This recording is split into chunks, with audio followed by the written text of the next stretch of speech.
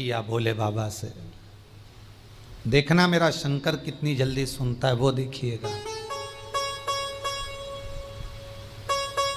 दुनिया के लोग चाहे तुम्हारा कितना भी बुरा सोच लें, दुनिया के लोग चाहे तुम्हारे लिए कितना भी बुरा कर लें, पर अगर शंकर कृपालु है, शिव अगर दयालु है, तो चिंता करने की जरूरत नहीं है। चिंता सब शंकर को छोड़ दो, सब शिव को।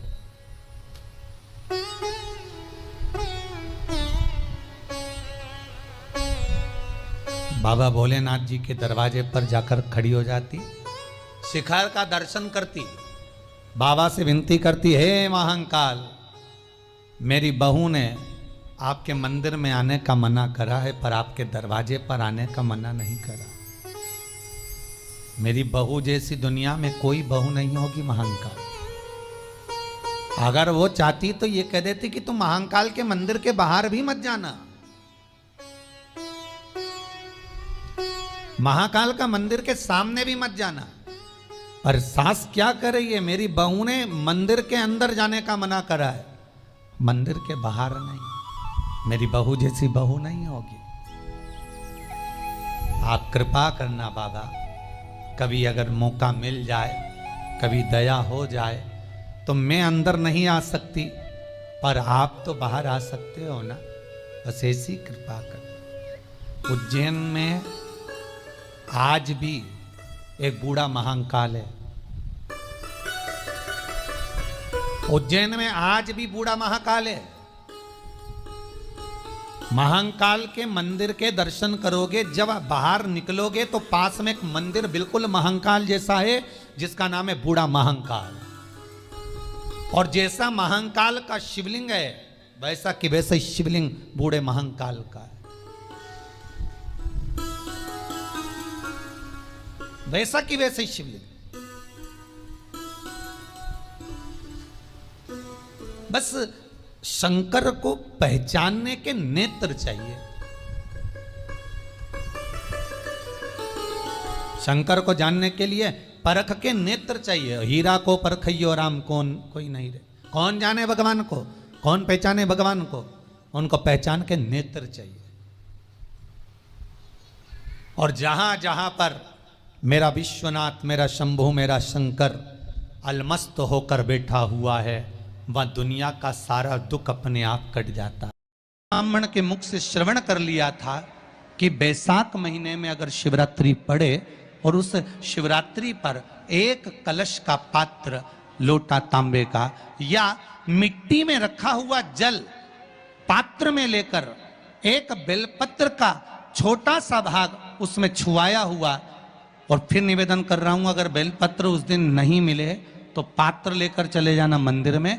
मंदिर में शंकर जी पे तो बेलपत्र चढ़ी होगी ना, अरे बोलो तो जरा, चढ़ी होगी ना। उसी बेलपत्र को धोकर फिर जल के पात्र में उसको छुआकर फिर शंकर भगवान को भाव से, दिल से जो चाहते हो, धन, वैभव, संपदा, सत्ता या रोग से मुक्ति, चाहे उदर से जुड़ी हो। हाँ, एक चीज का ध्यान करना, अगर संपदा के लिए, विवाह के लिए या विद्या के लिए या अन्य चीजों के लिए आप शिव जी को जल चढ़ा रहे हो, तो उसके जल को उठाकर नहीं लाना है। और अगर रोग के लिए जल चढ़ा रहे हो कि मुझे ये तकलीफ है, घर में ये बीमारी चल रही है, या रोग चल रहा है, या किडनी का, या लीवर का, या कैंसर का, या ब्लड प्रेशर का, तो जो जल तुमने समर्पित करा उसको लेकर आकर आचमन भी करना। कौन से दिन?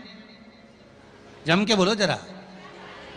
शिवरात्रि शंकर कह रहे हैं, माँ उमा से, माँ पार्वती से मेरा महेश कह रहा है, मेरा बाबा भोलेनाथ, मेरा बाबा विश्वनाथ, मेरा त्रिकालदर्शी कैलाशी अविनाशी कह रहा है कि हे पार्वती,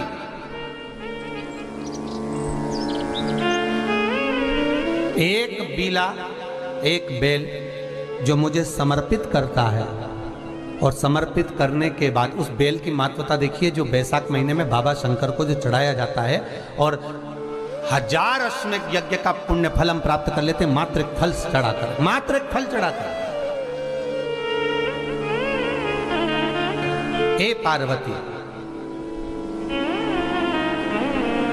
संसार का मनुष्य जब मुझे वो बेलपत्र समर्पित कर, वो बेल का फल समर्पित करता है, पार्वती वो फल जो मुझे चढ़ता है, फिर मैं भले नर्मदा के जल से निकला हुआ कंकर शंकर क्यों ना हूं, फिर चाहे मैं गंगा के जल से निकला हुआ कंकर शंकर क्यों ना हूं, चाहे फिर मैं यमुना के जल से निकला हुआ कंकर शंकर क्यों ना हूं, चाहे मैं सरयू के जल से निकला हुआ कंकर शंकर क्यों ना हूं, चाहे मंदाकिनी के जल से निकला हुआ कंकर शंकर क्यों ना हूं, ए पार्वती फिर जो भी शिवलिंग पर वो बेल समर्पित होता है, वो बेल उठाकर जीव अपने कार्य में ले सकता है। ये माँ उमा से कह रहा है। तो उस बेल की महत्वता जानेंगे। अब अपन उस बेल को जानने के लिए वापिस स्कंद पुराण में चले, तो स्कंद पुराण में लिखा हुआ है कि जो बेल बैसाख के महीने में शंकर को चढ़ाया जाता है, वो बेल का फल उठाकर रख लिया जाता है।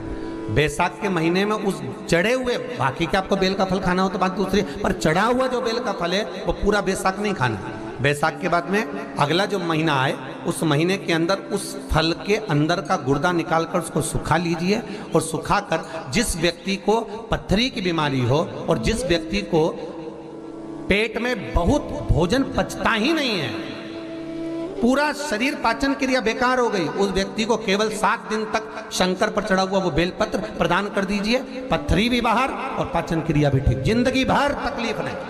उस बैसाख में उस फल की इतनी महत्वता बाबा भोलेनाथ स्कंद पुराण, लिंग पुराण, नर्मदा पुराण, पद्म पुराण के अंतर्गत, शिव महापुराण के अंतर्गत वर्णन कर, उसकी महत्वता है। वो बेल का फल साधारण नहीं हो सकता।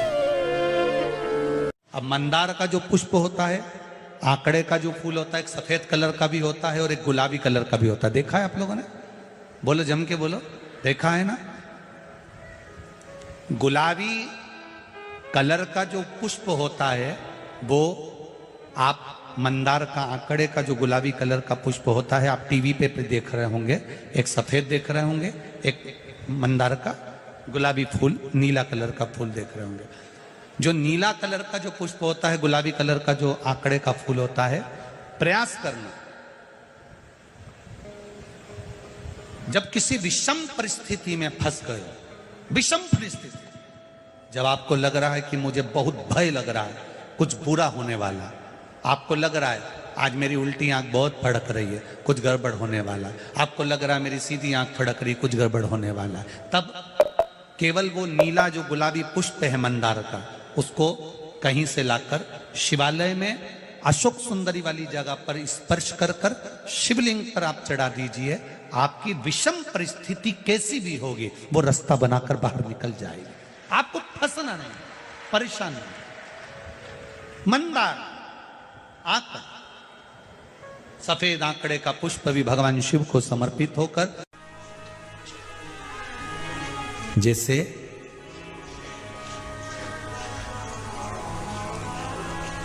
बेले के फल का गुर्दा, बेल का जो फल होता है, बेलपत्री का फल, उसका जैसे गुर्दा, उसके अंदर का जो भाग होता है बेल का, वो गुर्दा,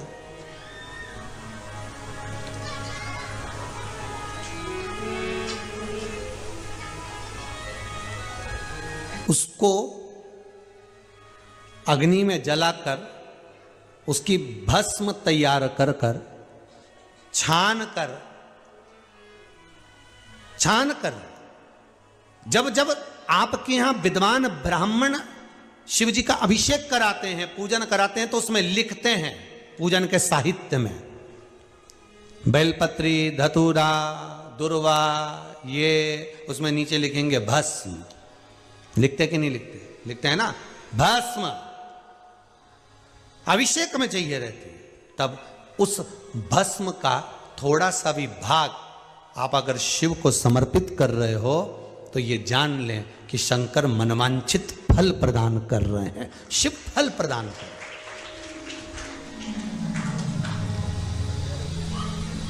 महाराज,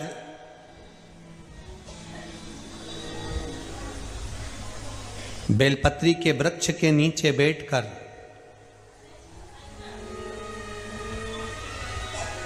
हाथ में एक बेलपत्र का पत्ता रखकर आप पंचाक्षर मंत्र नमः शिवाय, ओम नमः शिवाय, या श्री शिवाय नमस्तुभ्यम या महामृत्युंजय मंत्र का स्मरण कर रहे हो